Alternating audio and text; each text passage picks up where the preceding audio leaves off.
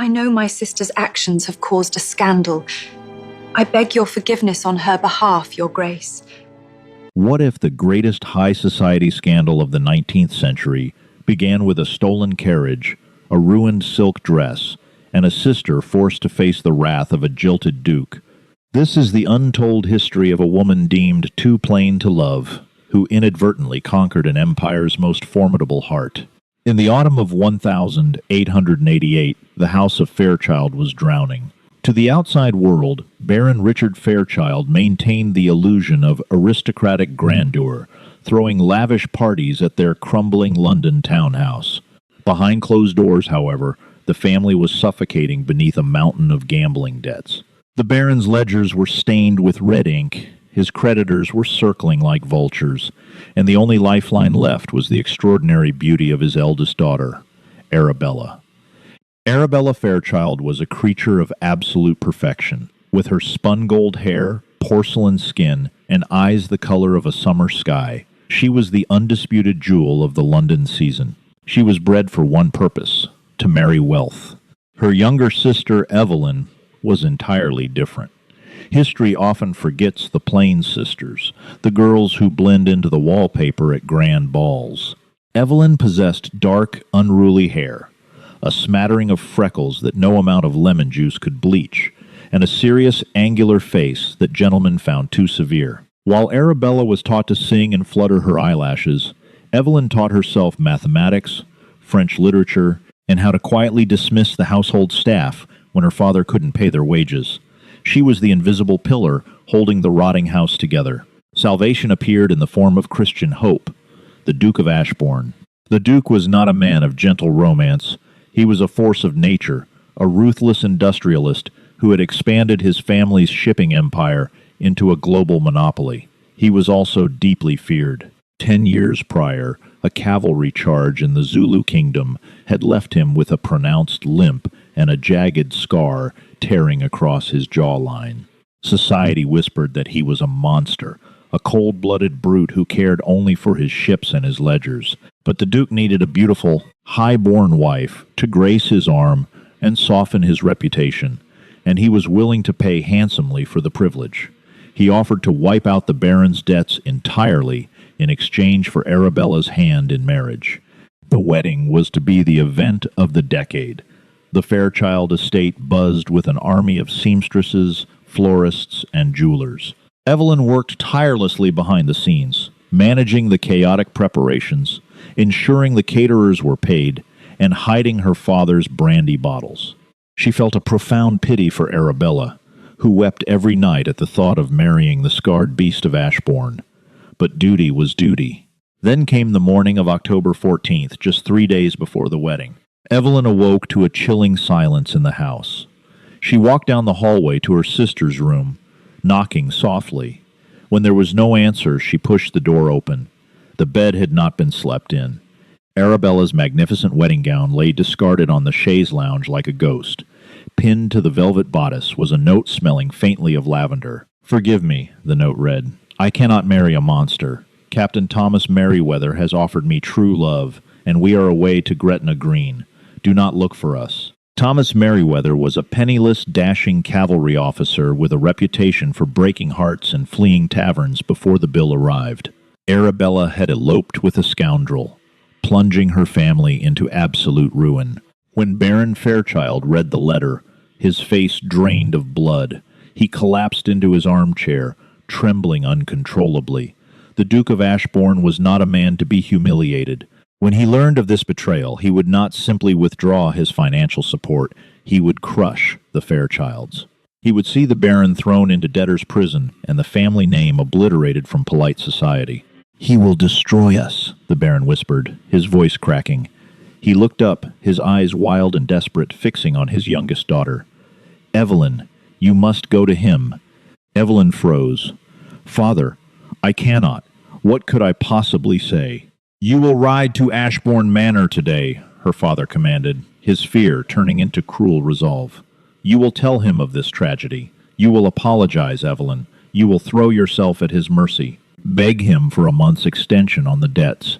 Do whatever it takes, or by Sunday we will be living in the gutters of St. Giles." It was a suicide mission. Sending the plain, unsociable daughter to face the wrath of the most formidable nobleman in England was an act of extreme cowardice. But as Evelyn looked at her broken father, she knew she had no choice. She packed a small traveling bag, donned her plainest wool morning gown, a subtle plea for pity, and ordered the carriage. She was riding into the lion's den, carrying the weight of her family's catastrophic sins. The journey to Cornwall was grueling.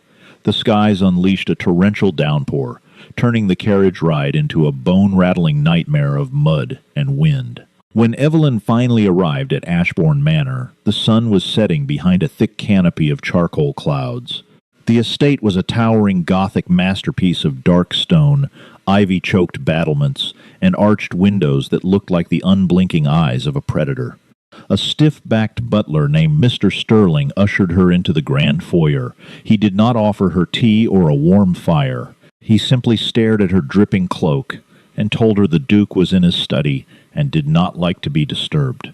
"Please tell His Grace that Miss Evelyn Fairchild is here," she said, her voice steady despite the violent shivering in her limbs. "It is a matter of absolute urgency." 10 agonizing minutes passed before the heavy oak doors of the study creaked open. Evelyn stepped inside. The room was cavernous, smelling of leather, rich tobacco, and rain. Behind a massive mahogany desk stood Christian Hope. The rumors had not done him justice. He was exceptionally tall, with broad shoulders tailored perfectly into a dark charcoal suit. His face was striking, all sharp planes and hard angles, dominated by piercing, ice-blue eyes. The scar on his jaw was prominent, pale and jagged against his weathered skin, giving him an aura of dangerous unpredictability. Miss Fairchild, his voice was a deep, resonant baritone that vibrated through the floorboards. He did not look up from the parchment he was reading. "I was expecting your father, or your sister. To what do I owe the pleasure of the other Fairchild?" Evelyn took a breath, clutching her damp hands together. She refused to tremble. "Your Grace, I bring terrible news. My father is indisposed with grief. I have come to tell you." The words caught in her throat like crushed glass. The Duke finally looked up.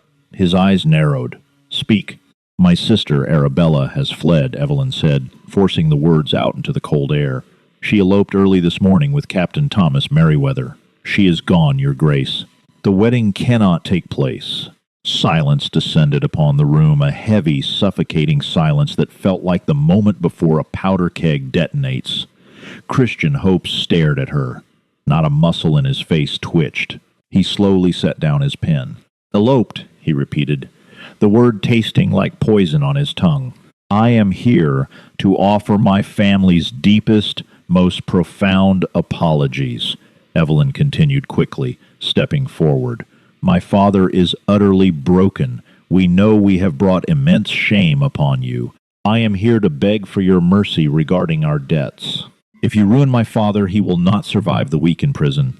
I will work. I will serve as a governess, a maid. I will turn over my mother's jewels. I beg of you, Your Grace, spare my family." She waited for the explosion. She waited for him to roar, to throw his crystal decanter, to summon the magistrates. Instead, Christian Hope began to walk around his desk. His limp was pronounced, his cane striking the Persian rug with a heavy, rhythmic thud. He stopped mere inches from her. Up close, he was overwhelming. He looked down at her plain, rain-soaked form, examining her with the detached precision of a man assessing a damaged shipment of goods. "Your father sends his sacrificial lamb," Christian murmured, a dark, cynical amusement dancing in his eyes.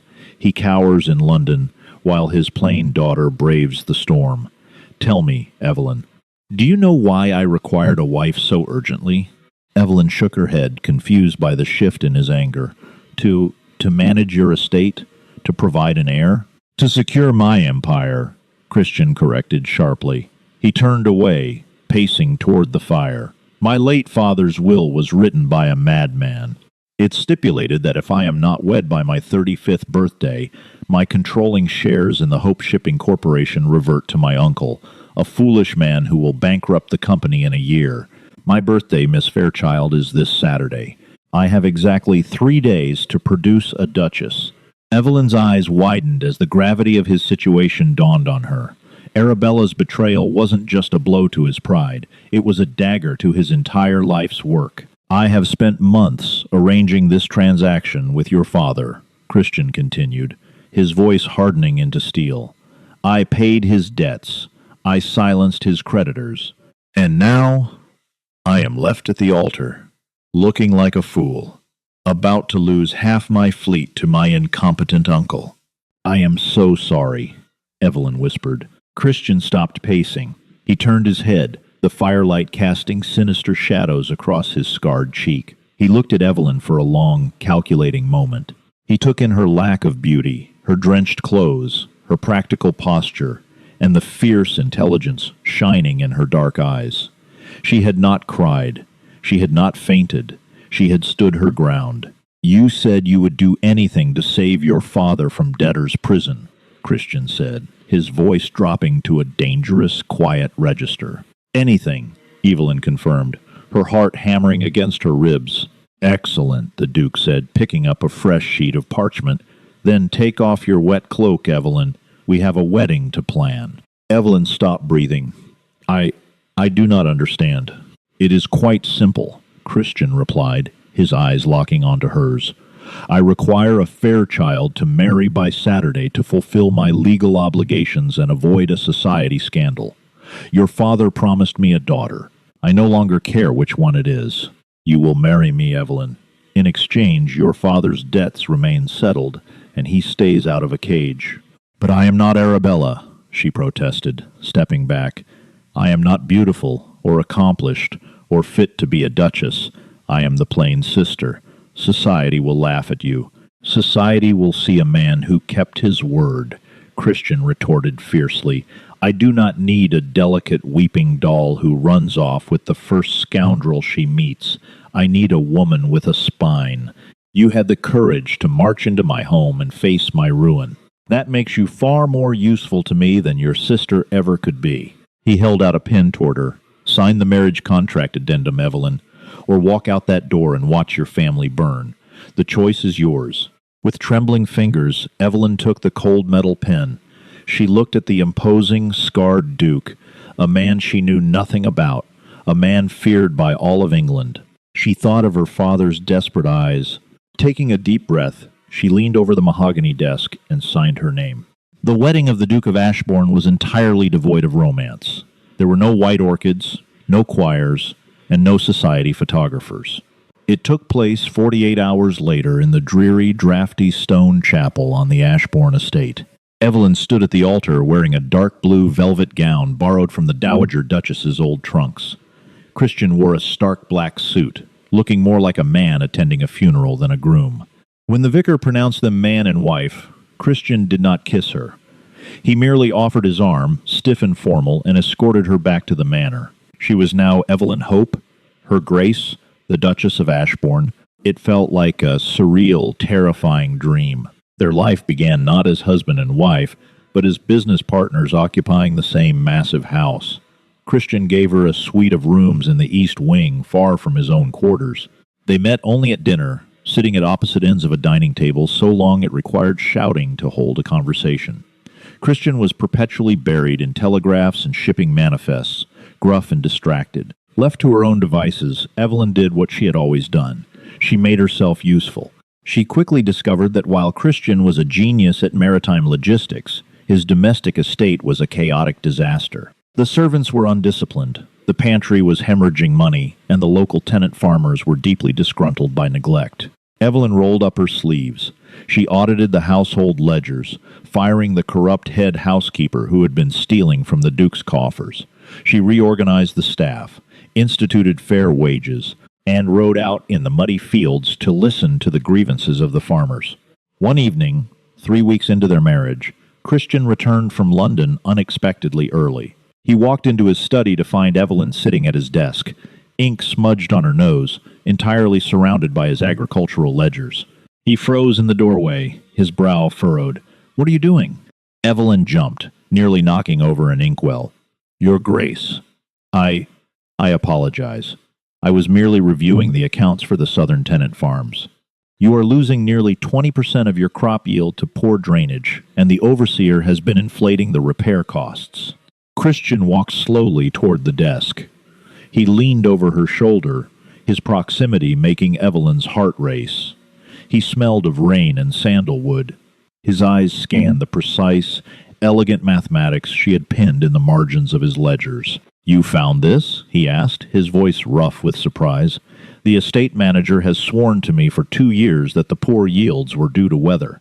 "The estate manager is a liar," Evelyn said plainly, finding her courage. "And a poor mathematician. If you invest in clay pipes for drainage this spring, you will recoup the cost by autumn." Christian stared at her. For the first time since she had met him, the hard, defensive lines of his face softened. A genuine, albeit small smile tugged at the corner of his scarred mouth. "You are a terror with a ledger, madam." "I was trained by necessity, your grace," she replied quietly. "Christian," he corrected softly. "If you are to save my estate from ruin, you may as well call me by my given name." That night, the physical distance between them at the dinner table was reduced. Christian moved his chair to the center of the table. They talked not of society or gossip, but of trade routes, philosophy, and history. Evelyn discovered that the scarred beast possessed a razor-sharp intellect, a dry, wicked sense of humor, and a surprising passion for romantic poetry, which he kept hidden behind his legal volumes. Christian, in turn, found himself utterly captivated by his wife's fierce mind and unpretentious honesty. Arabella would have withered in this gloomy manner. Evelyn had set it on fire with life. But the real test of their fragile new bond was yet to come. The London season was beginning, and Christian could not hide his new bride forever. They received an invitation to the grand gala hosted by the Duke of Wellington's grandson, an event they could not decline without confirming the malicious rumors swirling in high society about their hasty, scandalous marriage. When the night of the gala arrived, Evelyn stood before her mirror, paralyzed by anxiety. She wore an emerald green silk gown, a masterpiece created by Christian's personal tailor, but all she saw was the plain, invisible Evelyn Fairchild. A knock sounded at her door, and Christian entered. He stopped, his breath catching visibly as he looked at her. He held a long, velvet box in his hands. "You look beautiful," he said, his voice unusually thick. "Please do not mock me, Christian," she whispered, looking down. "I know what I am. I know what they will say tonight. They will whisper that you settled for the ugly duckling because the swan flew away." Christian crossed the room in 3 long strides. He tilted her chin up, his ice-blue eyes blazing with a sudden, fierce intensity. "Listen to me. You are my Duchess. You are the woman who brought order to my home and peace to my mind. You are worth 10 of your sister." He opened the velvet box. Inside lay the legendary Ashbourne sapphires, a breathtaking necklace of massive, glittering blue stones that had belonged to the queens of antiquity. He stepped behind her, the warmth of his chest pressing against her back, and fastened the heavy jewels around her neck. "Let them stare," he whispered against her ear, sending a shiver down her spine. "Let them see the woman I chose." The ballroom in London was a sea of glittering diamonds and malicious whispers. When the herald announced, "The Duke and Duchess of Ashbourne," the music seemed to halt. Hundreds of eyes turned toward the grand staircase. Evelyn kept her chin high, her hand gripping Christian's arm like a lifeline. He patted her hand, projecting an aura of absolute terrifying power. As they descended, the whispers began, like the hissing of snakes. "That is the Fairchild girl? Good heavens, she is remarkably plain. I heard he bought her at a discount when the pretty one ran off." Later in the evening, as Christian was detained by members of Parliament, Evelyn found herself cornered near the conservatory by Lady Harriet, a cruel, sharp-tongued aristocrat who had long coveted the title of Duchess of Ashbourne for herself. "My dear Evelyn," Lady Harriet purred loudly, drawing an audience of snickering debutantes. "We were all so shocked by your sudden nuptials. Tell us, does the Duke make you wear a veil in the dark, or does he simply imagine you are Arabella?" The cruelty of the words struck Evelyn like a physical blow. The crowd hushed, waiting for the plain, awkward girl to burst into tears and flee. Before Evelyn could draw a breath to defend herself, A heavy, cold voice cut through the conservatory like a scythe. "I assure you, Lady Harriet, I require no imagination to know exactly who is in my bed." The crowd parted instantly as Christian stepped forward, his eyes locked on Lady Harriet with terrifying menace. He walked to Evelyn's side and pulled her intimately against his chest, sliding a possessive arm around her waist. "My wife possesses a brilliant mind, a noble heart, and a spine of steel," Christian announced, his voice carrying effortlessly across the silent room. Qualities that are tragically entirely absent in present company. If anyone in this room speaks a word against the Duchess of Ashbourne, they will answer to me, personally. He stared down the room. No one dared to breathe. Lady Harriet turned the color of chalk and stammered an incomprehensible apology before fleeing into the crowd. Christian turned to Evelyn, the cold fury in his eyes melting into something profoundly warm and tender. Right there, in the middle of the most judgmental room in London, he took her face in his hands and kissed her. It was not a polite society peck, but a deep, claiming kiss that left no doubt in anyone's mind about the Duke's true feelings for his plain bride. Evelyn realized in that moment that she had not just saved her family. She had found a man who truly saw her. But just as their hard-won happiness began to bloom, the past was about to violently crash back into their lives. The winter of 1889 brought a fierce, biting frost to Cornwall, blanketing the Ashbourne estate in pristine white snow. Inside the manor, however, the atmosphere had never been warmer. Over the past year, the scandalous, hasty marriage of the Duke and the plain Fairchild's sister had transformed into a formidable partnership that left London society utterly awestruck. Evelyn had not merely adapted to her role, she had conquered it. Christian had given her unrestricted access to the Hope Shipping Corporation's operations, a move considered highly unorthodox for a woman of her era. Together, they doubled the fleet's efficiency. Evelyn's brilliant mathematical mind optimized their cargo routes to the Americas, while Christian's ruthless negotiation tactics crushed their competitors. They were monarchs of their own empire, their evenings spent by the roaring fire in the study, sharing brandy, debating trade tariffs, and stealing heated, passionate kisses when the staff had retired for the night. The emotional chasm that had once defined Christian's life was entirely filled by the fierce, unwavering light of his wife. But the ghosts of the past are rarely content to remain buried. It happened on a freezing evening in late December. Evelyn and Christian were preparing for bed when a frantic pounding echoed through the grand foyer. Downstairs, the heavy oak doors were hauled open to reveal a carriage driver, and a woman collapsed on the snow-dusted threshold. Evelyn, pulling a thick velvet robe over her nightgown, descended the grand staircase with Christian close behind her. As the footman brought the shivering figure toward the hearth, the woman's ragged, mud-stained hood fell back. Evelyn gasped, the blood draining from her face. It was Arabella. The once dazzling jewel of London society was unrecognizable. Her spun gold hair was matted and dull, her porcelain skin bruised and gaunt from malnutrition. She wore a soiled, cheap cotton dress that offered no protection against the winter gale. She looked up, her blue eyes hollow, and upon seeing Evelyn, she collapsed into a fit of hysterical weeping. "Evelyn! Oh, God! Evelyn, help me!" Arabella wailed, throwing herself at her younger sister's feet. Despite the catastrophic betrayal that had nearly ruined their family, Evelyn felt a sharp pang of horror. She immediately ordered the servants to prepare a hot bath, bring warm broth, and fetch the estate's physician. Christian stood by the fireplace, his face a mask of absolute, terrifying stone, his jaw clenched so tightly the scar turned stark white.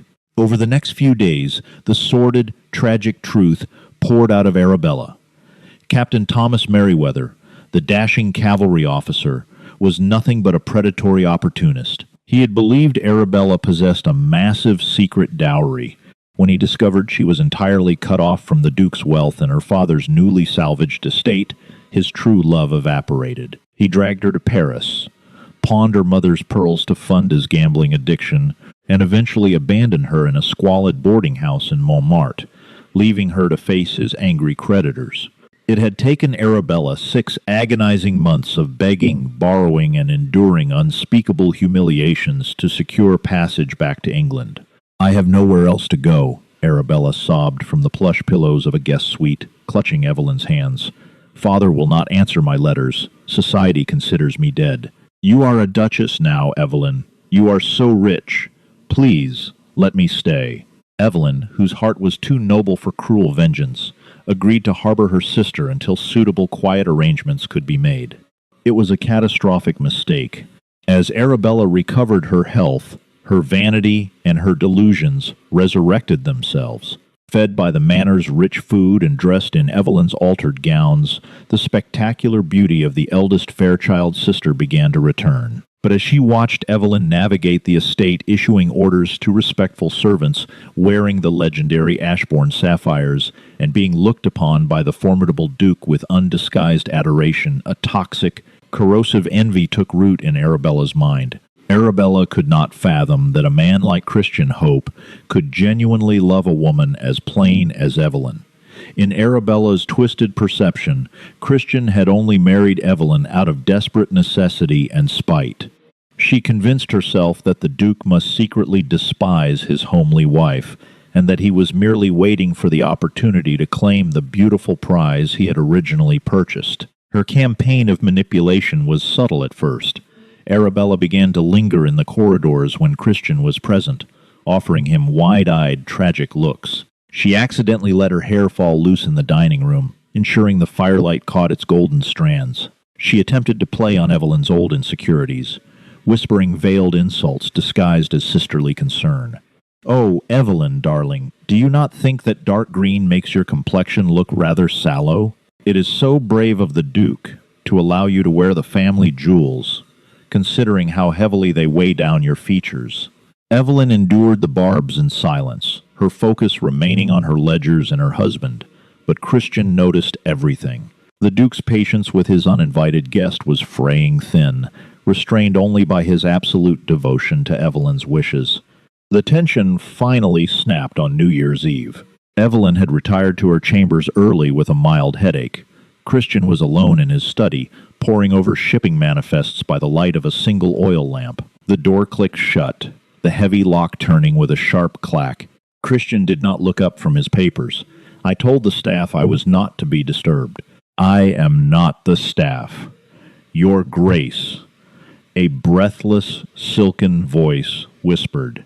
Christian raised his eyes. Arabella stood by the door. She was wearing a dressing gown of sheer, pale pink silk that left absolutely nothing to the imagination. She had pinched her cheeks to bring out a rosy flush, and her golden hair cascaded over her bare shoulders. She looked like a masterpiece of classical art, a vision of temptation designed to bring empires to their knees. She walked slowly toward his desk, her hips swaying. "I know why you are working so late, Christian. It is a lonely, cold house, isn't it? Married to a woman who is more of a clerk than a wife." Christian's expression did not change. His ice-blue eyes remained as cold and dead as a frozen lake. "You are trespassing in my study, Miss Fairchild. Remove yourself." Arabella ignored the warning, emboldened by her own desperation. She rounded the desk and dropped to her knees beside his chair, placing her soft, trembling hands on his thigh. "I was a foolish, frightened girl," she murmured, looking up at him through thick lashes, tears welling perfectly in her eyes. "I was terrified of your reputation. I did not see the powerful, magnificent man beneath the rumors, but I see him now. I know you only took Evelyn to save your pride, but I am here now, Christian. I am yours. Do what you will with me. Cast her aside. Send her to the country. I can be your true duchess.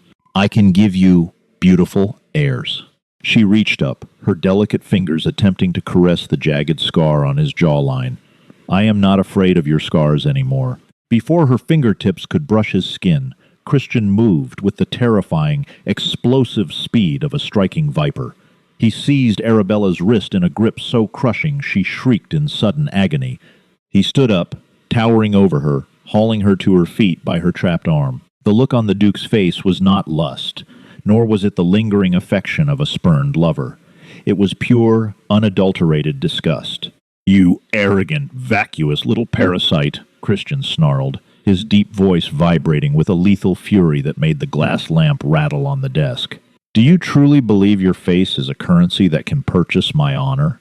Arabella whimpered, struggling against his iron grip, genuine terror finally piercing her delusion.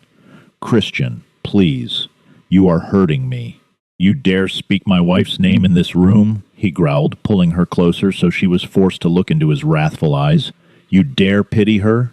Evelyn possesses more worth in a single eyelash than you possess in your entire wretched soul. She is a queen among women. You are nothing but a coward who ran when the sky grew dark, and a beggar who returns only when the gold is gleaming." He threw her wrist away as if she were diseased, stepping back. "If you ever touch me again," Christian said, his voice dropping to a deadly quiet register, "if you ever insult my Duchess or attempt to poison the air of this house with your presence, I will not simply throw you into the snow. I will personally see to it that you are locked in the darkest, most miserable workhouse in London, and I will ensure they throw away the key. Pack your bags. You leave at dawn." Evelyn stood in the shadows of the hallway, her hand resting against the cold stone wall. She had come down to the study to bring Christian a cup of tea, only to hear the voices inside. She had listened to Arabella's desperate seduction, her heart stopping in her chest. For one brief, terrifying second, the old insecure Evelyn had wondered if Christian would succumb to the beauty he had originally paid a fortune to possess. When she heard Christian's violent, fiercely loyal rejection, tears of profound relief and overwhelming love spilled silently down her cheeks. The next morning the carriage was prepared.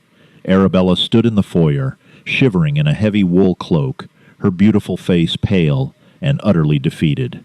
The grand trunks she had arrived with were gone. She was leaving with exactly what she had brought. One small bag. Christian refused to leave his study to see her off. It was Evelyn who stood at the foot of the stairs to deliver the final verdict. "Evelyn," Arabella whispered, her voice cracking with genuine shame.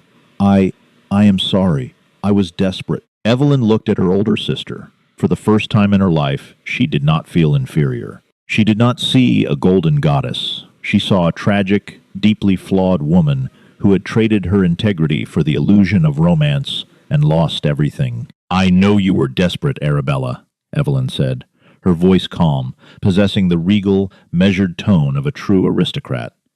"But your desperation makes you dangerous. You have always believed the world owes you a soft landing because of your face. You are going to learn, quite harshly, that it does not." Arabella hung her head, a sob escaping her throat. "Where am I to go? The Duke said he would throw me in a workhouse. My husband is a man of his word, but he leaves the management of this family to me," Evelyn replied. She handed Arabella a thick, wax-sealed envelope. Inside is a deed to a small, modest cottage in the village of Chamonix, in the French Alps. There is also a draft for a modest monthly stipend enough to keep you fed, clothed, and warm. You will have a maid, but no carriage, and no society. Arabella stared at the envelope as if it were a ghost. "France? You are exiling me?" "I am saving you," Evelyn corrected firmly. "But there are conditions. You will adopt the surname of Mrs. Smith. You will live quietly as a widow. You will never set foot on English soil again, and you will never attempt to contact Christian or myself. If you break these rules, the funds will be cut off instantly, and you will truly be left to the mercy of the streets. Do you understand?" Arabella looked into Evelyn's dark, intelligent eyes and finally understood the massive shift in the universe. The plain sister was no longer a shadow. She was the sun, and Arabella was merely a burned-out star fading into obscurity. "I understand," Arabella whispered, clutching the envelope to her chest. "Thank you, Your Grace." With that, Arabella Fairchild climbed into the carriage and rode out of their lives forever, an exiled ghost in her own history. When the heavy doors closed, shutting out the winter wind, Evelyn turned to find Christian standing at the top of the grand staircase. He walked down slowly, leaning on his cane, his eyes locked onto hers with an intensity that made the breath catch in her throat. He reached the bottom step and pulled her into his arms, burying his face in the crook of her neck. He smelled of tobacco and the crisp winter morning. "I am sorry she brought her poison into our home," Christian murmured against her skin. "I should never have allowed her to stay." "She had to stay," Evelyn replied softly, wrapping her arms around his broad shoulders. "If she had not, I might have spent the rest of my life wondering if you still harbored a desire for the swan." Christian pulled back, cupping her face in his large, warm hands. He brushed his thumb across her freckled cheek, looking at her as if she were the most precious, magnificent treasure the earth had ever produced. "There was never a swan," Christian said, his voice thick with raw, undisguised emotion. "There was only a frightened, useless bird that flew away.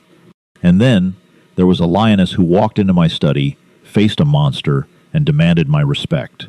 I love you, Evelyn, utterly, completely, to the very end of my days." Evelyn smiled, pulling his face down to hers for a long, breathtaking kiss. "And I love you, Christian." The legacy of the House of Ashbourne did not end in scandal and ruin, as society had eagerly predicted. It ended in absolute triumph. Over the next 3 decades, the Duke and Duchess of Ashbourne became the most powerful couple in the British Empire. They expanded the Hope Corporation to global dominance, using their massive wealth to fund universities, hospitals, and sweeping agricultural reforms. They also filled the gloomy, cavernous halls of Ashbourne Manor with life. Evelyn gave birth to 4 healthy children, 2 sons with their father's piercing blue eyes, and 2 daughters who inherited their mother's dark, unruly hair and brilliant minds. History books would eventually gloss over the name of Arabella Fairchild, reducing her to a brief, scandalous footnote of an elopement gone wrong. But the name Evelyn Hope would be etched into the annals of history. She was remembered not as the plain sister who was traded to settle a debt, but as the brilliant, formidable matriarch of the Hope dynasty. She was the woman who proved that while a beautiful face might capture a man's momentary attention, only a brilliant mind and a fearless heart can capture a king, rule an empire, and forge a love story that defies the ages. Did Evelyn make the right choice by showing mercy to her sister, or should she have cast Arabella into the freezing streets? The tale of the Duke and his unexpected Duchess proves that true power and romance lie not in superficial beauty, but in unwavering loyalty, immense courage, and a brilliant mind. If you enjoyed this journey into the thrilling scandals of 19th century high society, please hit the like button, share this video with your fellow history and romance lovers, and subscribe to our channel for more untold stories.